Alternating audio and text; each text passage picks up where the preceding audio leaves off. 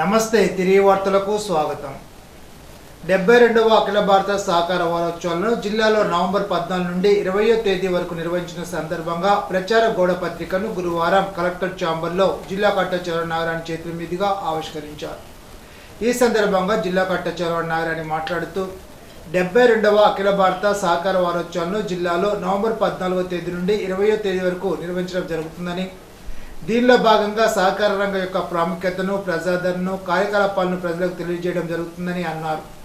ఈ వారోత్సవాల్లో భాగంగా వారం రోజుల పాటు సహకార శాఖ ఆధ్వర్యంలో వివిధ కార్యక్రమాలు నిర్వహించనున్నట్లు తెలిపారు. గ్రామీణ ప్రాంతాల్లో ఉన్న సన్న చిన్నకారు రైతులకు అందుబాటులో ఉంటూ జిల్లా కేంద్ర సహకార బ్యాంక్, సహకార సంఘాలు విస్తృత సేవలు అందించాలని అన్నారు. రైతులు, సభ్యులు అవసరాలను గుర్తించి సకాలంలో సేవలు అందుబాటులోకి తీసుకురావాలని తెలిపారు. గోడపత్రిక ఆవిష్కరణ కార్యక్రమంలో జిల్లా సహకార శాఖ అధికారి కె మురళీకృష్ణ, అసిస్టెంట్ రిజిస్ట్రార్లు E Purnachandrarao, I Hussain, S Srinivasarao, G Satyanarayana, senior inspector D Seshababu తదితరులు పాల్గొన్నారు.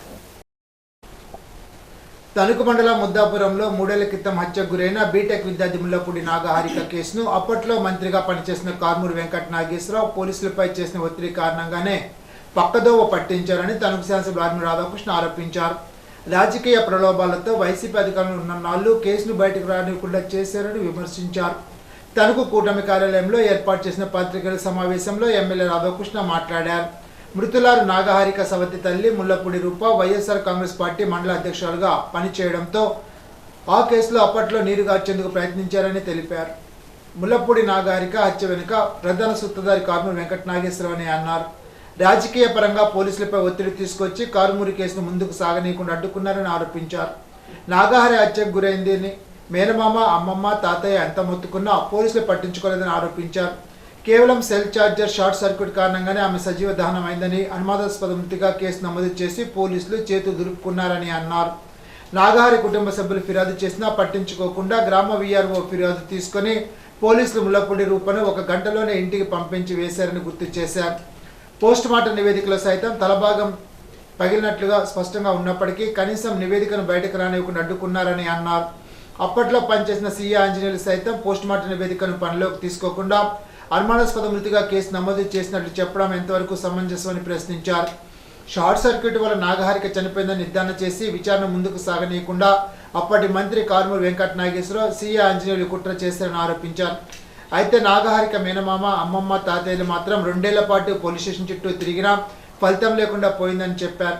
అదే సమయంలో ప్రతిపక్ష హోదాగా ఉన్న చంద్రబాబు నాయుడిని కలిసిన సమయంలో అధికారంలోకి రాగానే న్యాయం చేస్తామని ఇచ్చిన హామీ మేరకు పోస్ట్మార్టం నివేదికతో పాటు ఫోర్స్నిక్ నివేదిక ఆధారంగా హత్యగా నిర్ధారించి తండ్రి ముల్లపూడి శ్రీనివాస్, సవతి తల్లి ముల్లపూడి రూపలను పోలీసులు అరెస్ట్ చేశారని తెలిపారు. ఈ విషయంలో జరిగిన అన్యాయాన్ని ముఖ్యమంత్రి చంద్రబాబు నాయుడుతో పాటు పోలీసు ఉన్నతాధికారుల దృష్టికి తీసుకెళ్తారని ఎమ్మెల్యే రాధాకృష్ణ పేర్కొన్నారు. నాగహారిక హత్య కేసులో సమగ్రమైన విచారణ చేయాలని ఎమ్మెల్యే డిమాండ్ చేశారు. సమగ్ర దర్యాప్తు చేసి సూత్రధారులపై కఠిన చర్యలు తీసుకోవాలని కోరారు. ఈ సమావేశంలో కూటమి నాయకులు పాల్గొన్నారు.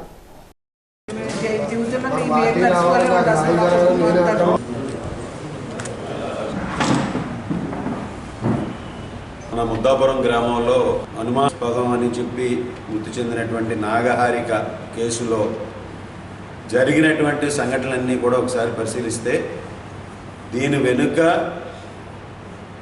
కేసుని ముందుకు కదలనివ్వకుండా 3 సంవత్సరాల పాటు వైఎస్ఆర్ కాంగ్రెస్ పార్టీ అధికారంలో ఉన్న నాళ్ళు కూడా అన్ని విధాలుగాను కూడా రాజకీయ ప్రలోభాలతో, రాజకీయ అండదండలతో హారికకి న్యాయం చేయనటువంటి పరిస్థితి నుంచి ఈరోజు ఒకసారి మనం అన్నీ కూడా పరిశీలన చేస్తే అనేక అనుమానాలు, వాటికి సమాధానాలు కూడా ఇందులో ఉంటున్నాయి.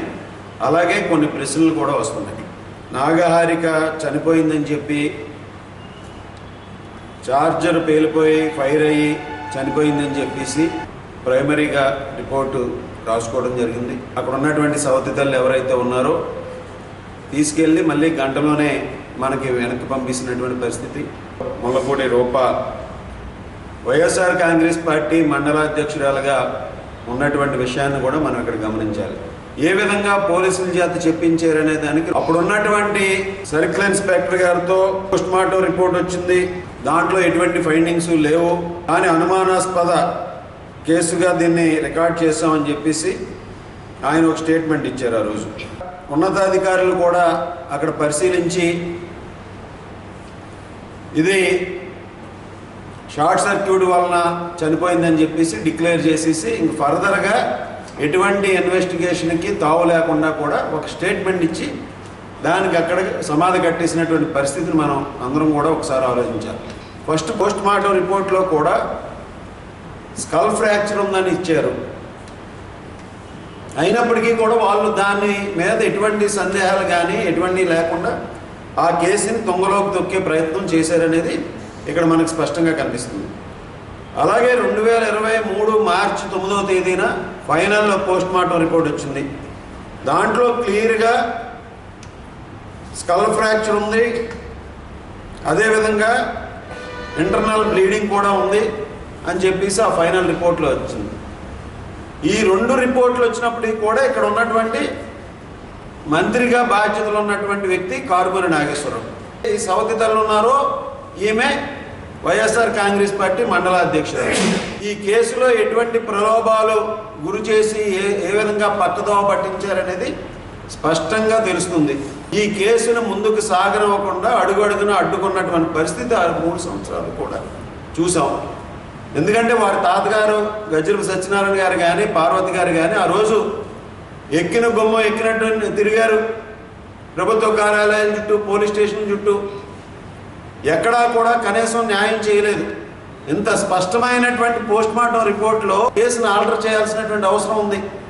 కానీ అది కూడా చేయనివ్వకుండా అడ్డు తగిలి పెద్ద ఎత్తున ఈరోజు డబ్బులు చేతులు మారినాయి అనేది ఆ రోజు మా పార్టీ అధ్యక్షులు చంద్రబాబు నాయుడు గారిని కలిశారు. తప్పనిసరిగా ప్రభుత్వం వచ్చిన తర్వాత న్యాయం చేస్తామని చెప్పాం. దానికి అనుగుణంగా కోర్టులో కూడా మరలా రీఎంక్వైరీకి ఈరోజు దాన్ని ఆర్డర్లు తీసుకురావడం జరిగింది. వారు దాని ప్రకారం ఇక్కడ పోలీసు వారికి కూడా పూర్తిగా స్పష్టమైనటువంటి సూచనలు చేసి దీంట్లో ఎటువంటి అవకతవకలకు తావు లేకుండా రీఎంక్వైరీ చేయమని ఇస్తే ఈరోజు అనేకమైనటువంటి నిజాలు ఈరోజు రావడం జరిగింది. అందులో మమ్మల్ని 3 సంవత్సరాల క్రితం అండి నవంబరు 2022లో నవంబర్ 12వ తారీఖున పాపని హత్య చేశారండి. హత్య కాదు కదా అన్నట్టుగా నిరూపించాలని చూశారండి. మేము వెళ్ళినప్పుడు కూడా మమ్మల్ని అసలు పోలీసులు వెళ్ళనివ్వలేదు, ఎంటానివ్వలేదండి, మమ్మల్ని అసలు చూడనివ్వలేదండి. ఎంత తిరిగినా డిపార్ట్మెంట్ చుట్టూ మాకంటూ అసలు న్యాయం జరగలేదండి.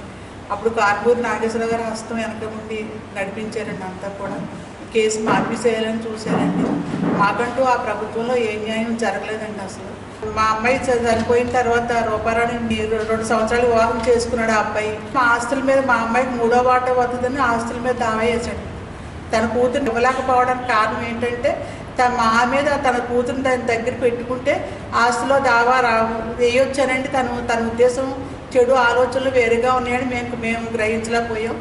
ఆ పార్టీలో ఉండి వాళ్ళ సపోర్ట్ ఎక్కువగా ఉందండి. వాళ్ళ సపోర్ట్ ఎక్కువగా ఉండడం వల్ల అంత దారుణంగా పాప హత్య చేయబడి ఉండి కూడా అప్పుడైతే మాకు న్యాయం జరగలేదండి. ఇప్పుడైతే ఈ ప్రభుత్వం వచ్చాక మాకు న్యాయం జరిగిందండి. ఎమ్మెల్యే గారు మరి రాధాకృష్ణ గారు ఎమ్మెల్యే గారు మరి మాకు ఎంతో సహాయం చేశారండి. ఆయన చేసిన సహాయం మేము ఈ జన్మలో మేము మర్చిపోలేం. వాళ్ళకంటే కఠినమైన శిక్ష పడాలండి, అలాగే బయటకు రాకూడదు. ఇరగవరం మండలంలో ఈ నెల 15 నుండి 26 వరకు విద్యార్థుల ఆధార్ నమోదు కార్యక్రమాన్ని ఏర్పాటు చేసినట్లు ఎంపీడీఓ ఎస్ శ్రీనివాసరావు తెలిపారు. ఈ నెల 15 నుండి 19 వరకు ఇరగవరం 1, కంతేరు, రేలంగి, కేరేంద్రపర్రు, ఏలేటిపాడు గ్రామాల్లోనూ, 20 నుండి 22 వరకు ఇరగవరం 2, కావలపురం, రేలంగి 1, తూర్పుపర్రు, ఏలేటిపాడు గ్రామాల్లో ఆధార్ నమోదు కార్యక్రమాన్ని నిర్వహిస్తారు. 24 నుండి 28 వరకు గోటేరు, కత్తోపాడు, రేలంగి 2, కే కుముదవల్లి, ఏలేటిపాడు గ్రామాల్లో ఆధార్ నమోదు చేస్తారు. మొగల్తూరు సబ్ రిజిస్ట్రార్ సభ్యతి శ్రీనివాస్ను ఏసీపీ అధికారులమంటూ సైబర్ నేరగాలు బురిడి కొట్టించారు. ఏసీపీ రైడ్ చేయకుండా ఉండాలంటే 3 లక్షల అకౌంట్లో వేయాలని డిమాండ్ చేయగా 2 లక్షలు సబ్ రిజిస్ట్రార్ శ్రీనివాస్ ఫోన్పే చేశాడు. మరో 1 లక్ష వేయాలని సైబర్ నేరగా డిమాండ్ చేయడంతో అనుమానంతో ఏసీబీ అధికారులను సబ్ రిజిస్ట్రార్ శ్రీనివాస్ సంప్రదించారు. దీంతో మోసపోయారని తెలిసి మొగల్తూరు పోలీస్ స్టేషన్లో సబ్ రిజిస్ట్రార్ ఫిర్యాదు చేశారు. ఇప్పుడు తూర్పుగోదావరి జిల్లా వార్తలు. గ్రామాల్లో ఆధ్యాత్మికను పెంపొందించే ఉద్దేశంతో ఆలయ నిర్మాణాలకు ప్రతిపాదనలు స్వీకరిస్తున్నామని మంత్రి కందుల దుర్గేష్ అన్నారు. తిరుమల తిరుపతి దేవస్థానం శ్రీవాణి భజన మండపం పథకం కింద ఆంధ్రప్రదేశ్లో 500 దేవాలయాలను మంజూరు చేసిందని, ఈ నేపథ్యంలో నిడదవోలు నియోజకవర్గం నుండి సరైన ప్రతిపాదన పంపాలని మంత్రి కందుల దుర్గేష్ గురువారం ఒక ప్రకటనలో పేర్కొన్నారు. దీని ప్రకారం ఒక గ్రామంలో ఒక ఆలయానికి నిధులు మంజూరు చేసేందుకు అవకాశం ఉంటుందని అన్నారు. ప్రధానంగా మత్స్యకారుల colony, BC colony, SC colony, ఇలా ఏదైనా ఒక కాలనీలో ఆలయ నిర్మాణం చేపట్టేందుకు అవసరమైన ప్రతిపాదనలు పంపించాలని అన్నారు. కనీసం సంబంధిత ఆలయానికి సంబంధించి 5 సెంట్ల స్థలం ఉంటే 10 లక్షలు, 8 సెంట్ల కంటే ఎక్కువ స్థలం ఉంటే 15 లక్షలు, 10 సెంట్ల కంటే ఎక్కువ స్థలం ఉంటే 20 లక్షలు మంజూరవుతాయని అన్నారు. ప్రతిపాదనలు పంపేవారు స్థానిక ప్రజాప్రతినిధుల లేఖలను, ఖాళీ స్థలం ఫోటోలను, ఆలయ ప్లాన్ను, GPS ఫోటోను జత చేయాల్సి ఉంటుందని వివరించారు. మరిన్ని వివరాలకు నిడదవోలులోని క్యాంప్ కార్యాలయాన్ని సంప్రదించాలని సూచించారు. ఆలయాల నిర్మాణంలో గ్రామాల్లో ఆధ్యాత్మికతతో పాటు భక్తిభావం పెరిగి ప్రశాంత వాతావరణం నెలకొంటుందని మంత్రి కందుల దుర్గేష్ అన్నారు. మంత్రి కందుల దుర్గేష్ మరోసారి తన ఉదాత్తం చాటుకున్నారు. తనను నమ్మి రాజమహేంద్రవరం ఇంటి వద్దకు వచ్చిన రాజమహేంద్రవరం రూరల్ నియోజకవర్గం నామవరం శాటిలైట్ సిటీకి చెందిన కండిపిల్లి ప్రసన్న కుమార్ అనే విభిన్న ప్రతిభావంతుడికి తానున్నానంటూ మంత్రి కందుల దుర్గేష్ భరోసానిచ్చారు. వివరాల్లోకి వెళ్తే సదరం సర్టిఫికేట్లో 100% అంగవైకల్యం ఉన్నప్పటికీ కిడిపల్లి ప్రసన్న కుమార్కు ఆధార్ బయోమెట్రిక్ పడడం లేదనే కారణంతో గత కొంతకాలంగా పెన్షన్ అందడం లేదని, అది కూడా దివ్యాంగుల కోటా పెన్షన్ 6,000 వచ్చేదని మంత్రి కందుల దుర్గేష్కు సమస్యను విన్నవించుకున్నారు. ఈ నేపథ్యంలో ఆధార్ బయోమెట్రిక్ సెంటర్ వారితో తాను చర్చిస్తానని, కాకినాడ వెళ్ళి అప్డేట్ చేసుకోమని మంత్రి దుర్గేష్ సూచించారు. కలెక్టర్ ఆఫీసుకు సంబంధిత సమాచారం చేరవేసి దీర్ఘకాలిక వ్యాధిగ్రస్తుల కోటాలో నెలకు 15,000 రూపాయల పెన్షన్ అందేలాగా చర్యలు తీసుకుంటానని ప్రసన్న కుమార్కు మంత్రి కందుల దుర్గేష్ హామీ ఇచ్చారు. తనను కలిసేందుకు రాజమహేంద్రం వచ్చిన ప్రసన్న కుమార్కు ఆటో ఖర్చుల రూపేణా వ్యక్తిగత సాయంగా 2,000 రూపాయలు అందించారు. మంత్రి దుర్గేష్ స్పందించిన తీరుపై ప్రసన్న కుమార్ హర్షాన్ని వ్యక్తం చేశారు. గోదావరి పుష్కరాలు 2027ను సమర్థవంతంగా నిర్వహించేందుకు వివిధ ప్రభుత్వ శాఖల నిధులు, బాధ్యతలు, అవసరమైన మౌలిక సదుపాయాలపై విభాగాల వారీగా నిర్దిష్టమైన అంచనాలు రూపొందించి వాటిని సమగ్రంగా క్రోడీకరించి రాష్ట్ర ముఖ్యమంత్రి సమక్షంలో జిల్లా యంత్రాంగం తరపున సమగ్ర ప్రెజెంటేషన్ రూపంలో ప్రదర్శించేందుకు కార్యాచరణ సిద్ధం చేయాలని కలెక్టర్ కీర్తి చేకూరి తెలిపారు. గురువారం మధ్యాహ్నం కలెక్టరేట్ సమావేశ మందిరంలో జిల్లా కలెక్టర్ కీర్తి చేకూరి ఆధ్వర్యంలో గోదావరి పుష్కరాలు 2027 నేపథ్యంలో ప్రాథమిక సమీక్ష సమావేశం నిర్వహించారు. ఈ సందర్భంగా కలెక్టర్ కీర్తి చేకూరి మాట్లాడుతూ ముఖ్యమంత్రి సమక్షంలో గోదావరి పుష్కరాలు 2027 కార్యాచరణ ప్రణాళిక అందజేసే క్రమంలో జిల్లా ప్రజాప్రతినిధులు, ఇన్ఛార్జి మంత్రి ఆధ్వర్యంలో వారి సూచనలు, సలహాలు, అధికారులు చేసిన ప్రతిపాదనతో సమన్వయం చేసుకోవాల్సి ఉందని అన్నారు. ఇందుకు సంబంధించిన సమావేశాన్ని నిర్వహించనున్నట్లు కలెక్టర్ తెలిపారు. ఇప్పుడు ఏలూరు జిల్లా వార్తలు. కొల్లేరు అభయారణ్యం సరిహద్దును గుర్తించి నివేదిక సమర్పించాలని రాష్ట్ర అటవీ శాఖ chief principal conservator doctor P. Chalapathirao అధికారులను ఆదేశించారు.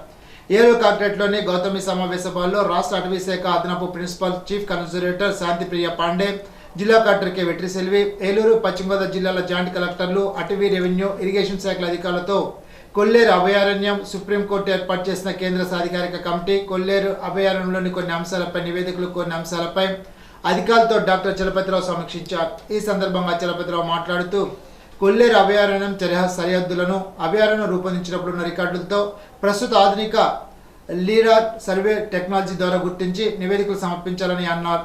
సమావేశంలో ఏలూరు జిల్లా collector K. Vetriselvi, joint collector Abhishek Goud, పశ్చిమ గోదావరి జిల్లా joint collector T. Rahul Kumar Reddy, జిల్లా అటవీ శాఖ అధికారి బి. విజయ, ఏలూరు జిల్లా రెవెన్యూ అధికారి వి. విశ్వేశ్వరరావు, ఇరిగేషన్ శాఖ chief engineer Seshubabu, SC Devaprakash, RDO Achyuta Ambarish తదితర అధికారులు పాల్గొన్నారు. ద్వారకా తిరుమల దేవస్థానం ముఖమండపం అంతరాలయ దర్శనాలు ఈ నెల 27 నుంచి పునఃప్రారంభిస్తున్నట్లు దేవస్థాన కార్యనిర్వహణాధికారి ఒక ప్రకటనలో తెలిపారు. కరోనా నేపథ్యంలో గతంలో 4 సంవత్సరాలుగా ఆలయ ముఖద్వార దర్శనాలను దేవస్థానం వారు నిలిపివేశారు. భక్తుల విజ్ఞప్తి మేరకు అంతరాలయం ముఖమండప దర్శనం భక్తుల రద్దీని బట్టి కల్పించనున్నట్లు ఈవో తెలిపారు. ఈనాటి బంగారు మాట. సాధ్యం కాదనుకుంటే ఏదీ కాదు, ప్రయత్నం చేస్తే పోయేదేముంది, గెలిస్తే సంతోషం, ఓడితే అనుభవం వస్తాయి. రూజ్వెల్ట్. ఈ వార్త ఇంతటితో సమాప్తం. తిరిగి బిజినెస్లో కలుసుకుందాం. అంతవరకు సెలవు. నమస్కారం.